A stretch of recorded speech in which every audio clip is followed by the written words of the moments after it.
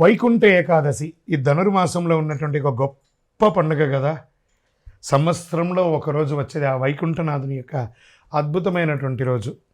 ఆ రోజు తెల్లవారుజామున అందరూ అభ్యంగన స్నానం చేసి విష్ణు సహస్రనామ పారాయణం చేసి ఇల్లంతా కూడా ప్రయాణం చెల్లి గడపకి వచ్చి చక్కగా ఉపవాసాలు ఉండి ఏకభుక్తం చేసి విష్ణు సహస్రనామాలు చేసి స్వామి దేవాలయాలు దర్శనం చేసుకునే వైకుంఠ ద్వార దర్శనం చేసుకునే ఒక అలవాటు. మరి ఈ 2025 ముగింపులో వచ్చినటువంటి ఈ వైకుంఠ ఏకాదశి తిథి ప్రారంభం డిసెంబర్ 29 రాత్రి, ఏకాదశి తిథి ముగింపు డిసెంబర్ 30, 2025 రాత్రి. దీని ఎలా ఉంటే వైకుంఠ ఏకాదశి యొక్క ప్రాముఖ్యత ఏంటి? వైకుంఠ ద్వారం తెరుచుకుంటుంది.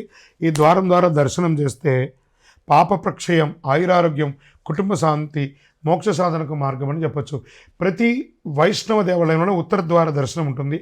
అవకాశం ఉంటే వెళ్ళండి, దర్శనం చేసుకోండి.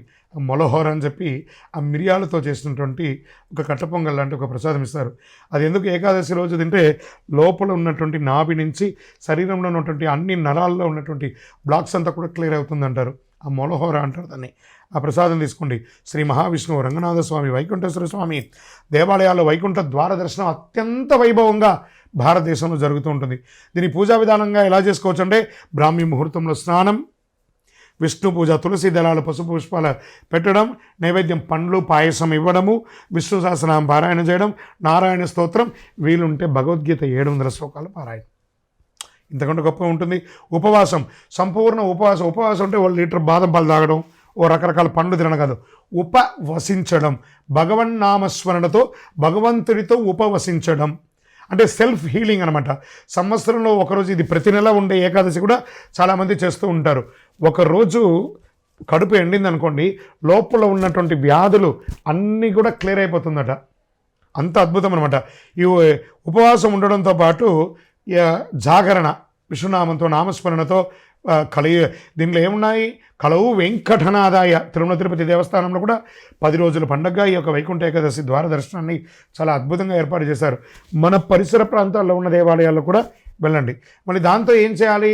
ఈ యొక్క జాగరణ విరమణ తర్వాత ద్వాదశి భోజనం 31 డిసెంబర్ 2025 నాడు ఉదయం విష్ణు పూజ అనంతరం ఆహారం స్వీకరించాలి. ఏకాదశి ఉపవాసం ఉండి ఆహారం స్వీకరించడము, లేదా ఒక్కరికైనా ఆహారం పెడితే సాక్షాత్ వైకుంఠనాథుడే వచ్చి మన దగ్గర ఆహారం తీసుకున్నట్ట. ఒక స్ట్రేంజర్స్, ఒక పేదవాళ్ళకైనా ఆహారం పెట్టాలట. ద్వాదశ భోజనం అంటారు దాన్ని. సో అంత అద్భుతం. దీనివల్ల ఏమొస్తుంది?